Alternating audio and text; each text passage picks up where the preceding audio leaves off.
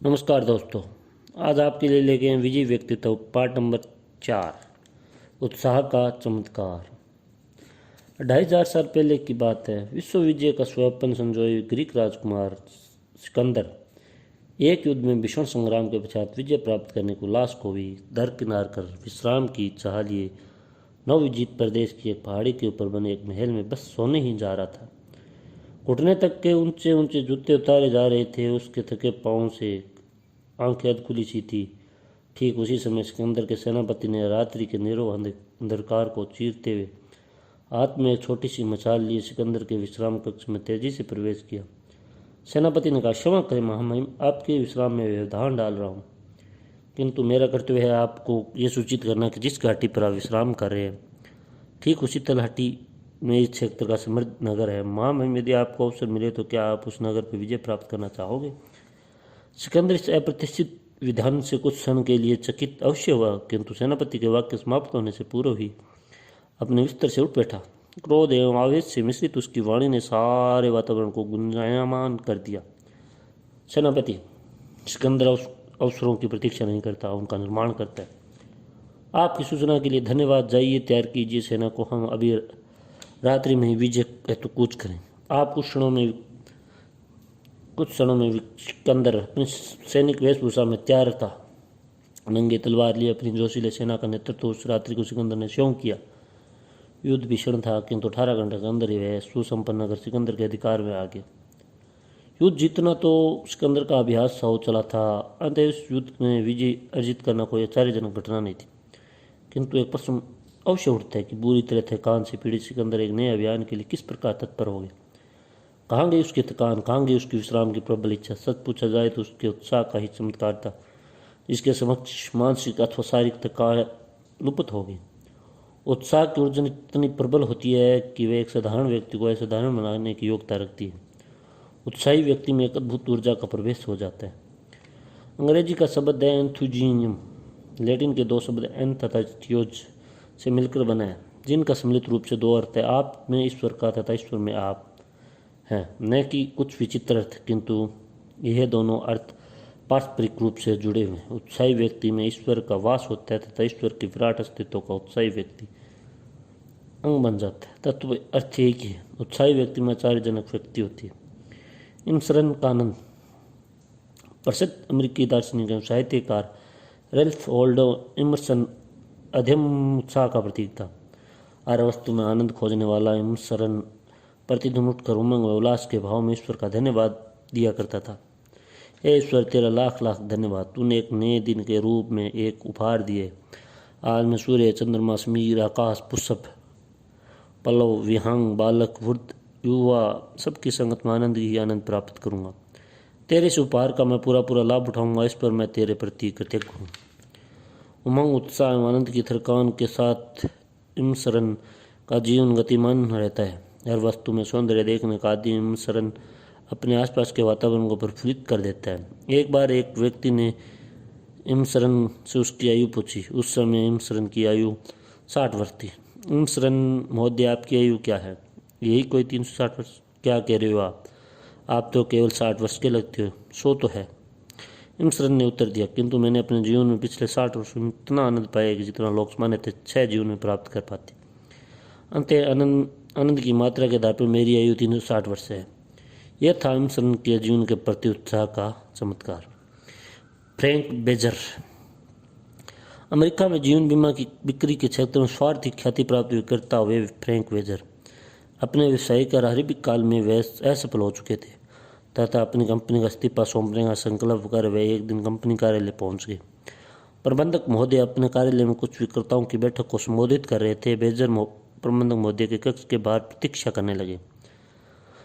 अंदर से आवाज आई, मेरी टीम के सदस्यों, मैं जानता हूं कि आप सभी योग्य विक्रेता हैं, किंतु स्मरण रखें कि योग्यता से अधिक महत्वपूर्ण उत्साह है। आपका जोश है, आपका उत्साह है, आपकी उमंग है ही आपको सफल बना सकती है।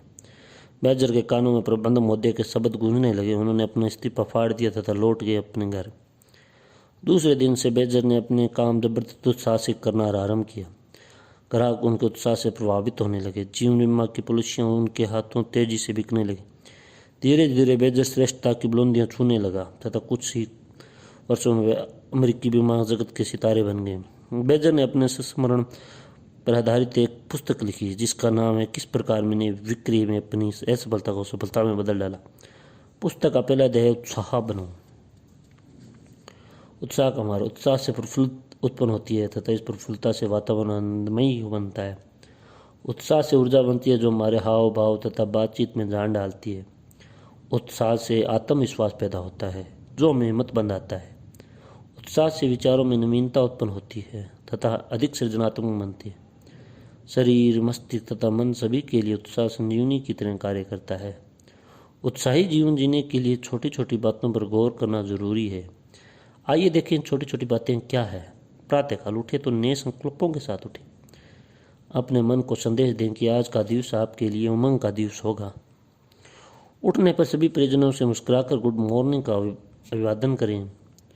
किसी मित्र, संबंधी अथवा व्यावसायिक विश्वास पात्र को एक उत्साह भरा फोन करें।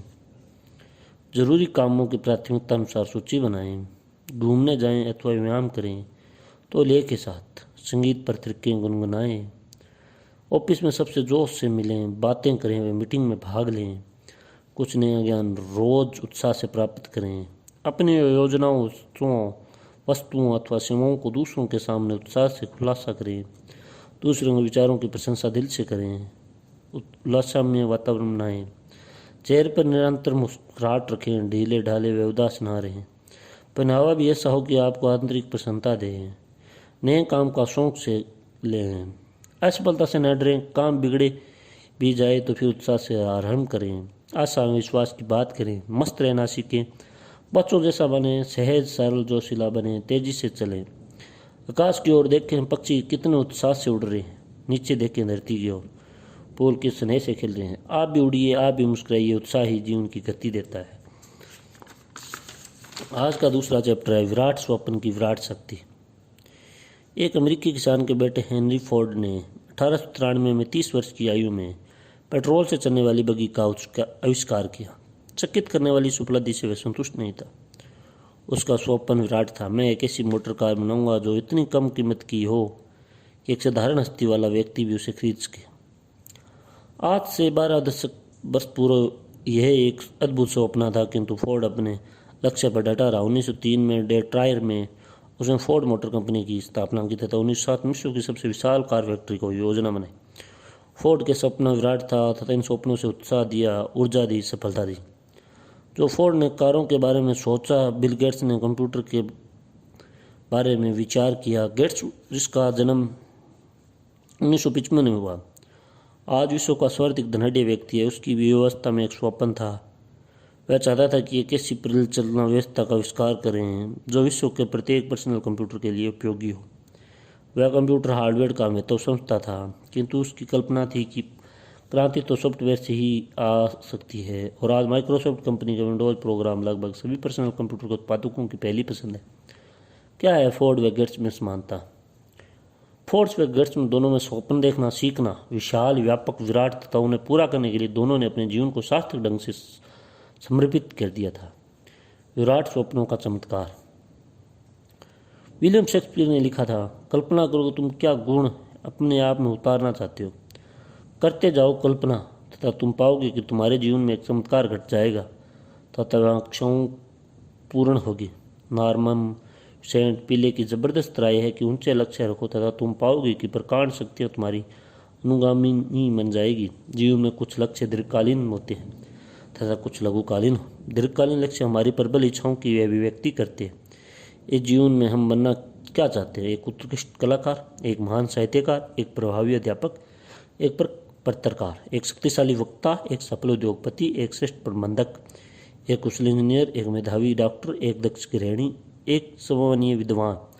सोच लें कि क्या है हमारा उद्देश्य। उस लक्ष्य की पूर्ति करने के लिए आवश्यक है कि आप क्या कल्पना करें। हम कैसा व्यक्ति बनना चाहते हैं। आंखें बंद करें, एक ऐसी देवीमनी व्यक्तित्व की तस्वीर बनाएं, दिमाग में उतारिए जैसा आप बनना चाहते हैं। उस अलौकिक उत्कृष्ट सफल व्यक्ति का चित्र अपने मन मस्तिष्क पर बनाइए जो आप स्वयं बनना चाहते हो। बस यही तस्वीर आपको प्रेरणा देगी, ऊर्जा देगी, उत्साह देगी। ऐसा करें आप। नंबर 1, जीवन के लक्ष्यों के बारे में चिंतन करें। उन्हें स्पष्ट करें। इस बारे में अपने शुभचिंतकों, माता पिता, अध्यापकों, दोस्तों आदि से भी राय लें। उन गुणों की मानसिक सूची बनाएं जो आप अपने जीवन में उतारना चाहते हो। ये गुण हो सकते हैं उत्साह, लगन, ईमानदारी, सृजनात्मकता, सहिष्णुता, प्रसन्नता आदि। नंबर 3, अब एक ऐसी व्यक्ति की मानसिक तस्वीर बनाएं जो आप बनना चाहते हो। यह तस्वीर ऊंची उड़ान का प्रतीक हो, किंतु यथार्थवादी भी। इस दुनिया में बहुत कुछ संभव है, संभावनाओं का संसार खुला है, किंतु अपने साधन, शक्तियों और सीमाओं का ध्यान रखें। अपने उत्कृष्ट लक्ष्यों की पूर्ति हेतु एक एक्शन प्लान बनाएं। अगले 20 वर्ष, 10 वर्ष, 5 वर्ष, 2 वर्ष, 1 वर्ष के लक्ष्य बनाएं तथा उन लक्ष्यों की पूर्ति हेतु उठाए जाने वाले कदमों को भी लिख डालें। उस ज्ञान को विधिवत प्राप्त करें जो उन लक्ष्यों की पूर्ति हेतु आवश्यक है। उसे दक्षता अथवा शिल्प की सीखें जो आपके अपने लक्ष्यों को समीप ही ले जा सकती है। उन व्यक्तियों से संपर्क करें जो आपको प्रेरणा तथा मार्गदर्शन दे सकता है। उन पुस्तकों व साहित्यों को पढ़ें जो आपको परिवर्तनशील विश्व के साथ कदम मिलाने में सहायक बन सकते हैं। धीरे धीरे आपकी सोच सार्थक एवं सकारात्मक होती जाएगी। समय समय पर अपनी प्रगति का मूल्यांकन करें। आवश्यकता पड़ने पर अपने लक्ष्यों में कुछ संशोधन भी करें अथवा अपनी जीवन शैली को अधिक श्रेष्ठ बनाएं। असफलता को भूलें अथवा फिसलने मान त्रस्ती नहीं। असफलता अपराध नहीं है, नीचे लक्ष्य रखना अपराध है। उत्साह को जीवन साथी बनाएं। एक स्वप्न पूरा हो तो दूसरा स्वप्न देखें, एक टूट जाए तो नया स्वप्न देखें। महान कल्पना से ही महान कृत्यों का जन्म होता है। मन की उड़ान भरें, फिर उठें आकाश की ओर। आशा की संसार को अपने व्यक्तित्व में ओतप्रोत कर लें। हवाई किले भी बनाएं, बस उनके नीचे आधारशिला ही तो रखनी है। हाँ, ये सब करना आपके बस में है। तो मिलते हैं दोस्तों नेक्स्ट वीडियो में। अगर इसमें कोई गलती हो